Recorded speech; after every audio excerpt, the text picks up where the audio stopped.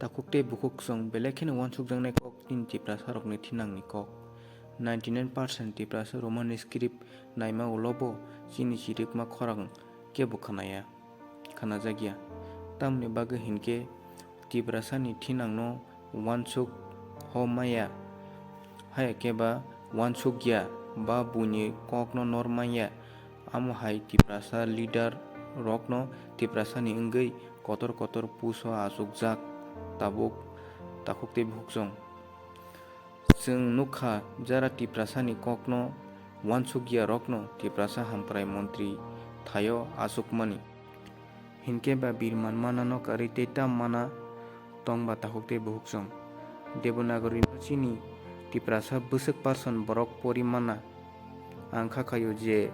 Devanagari chingna nangnai hinsanai rokno Roman script by je speed khai pori man masuk Devanagari number bo porimaya na hanai norok tamo khakai comment kai sarita hokte buksong lai thangai 70 March salmari o TBSE ni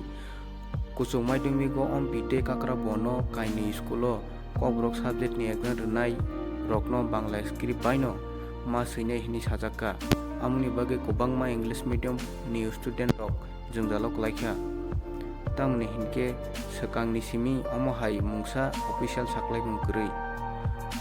Portatai Kelayu 1979 BC ni 19 January kokrok kokno tipra hastin official language ni gosimu Romani yaksi bodol ni hapang apro ni simino school college te university kokrok subject na hanai rok Bangla haike Roman script by siyipano hapang gosi tongmani no phiaba lai thangni 17 tarik ni patimu belekhin selengma singsa omonoti PSU Central Committee ni adong banang sudi tiprana kokti samarok nukha omonoti jotono khorangti sana nango phiaba tabsuk jotei omonoti khorangti sanai nukjagya kho khajani takukte buhuksong tipra len hai kebe constitutional solution manka angke 1000 problem ni one solution phiaba tabuk je pori tongnai exam rei tongnai rok borok ni thinang tamong nai jorole thangui tongo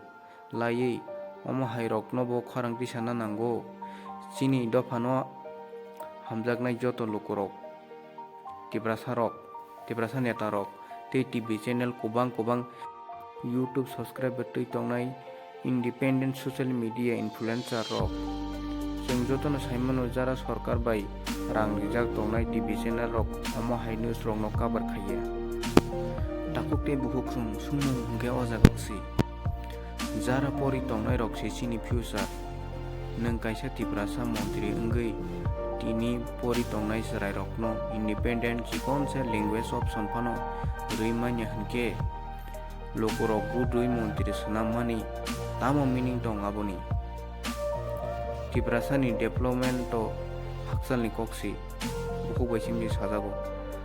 obotani kogya taute buksong pia osukangni kokno tei ni larang laijak chini tiprasarok yaksi bodolni suti tiprano simi social media ni bisingti kokti sama kisan mukha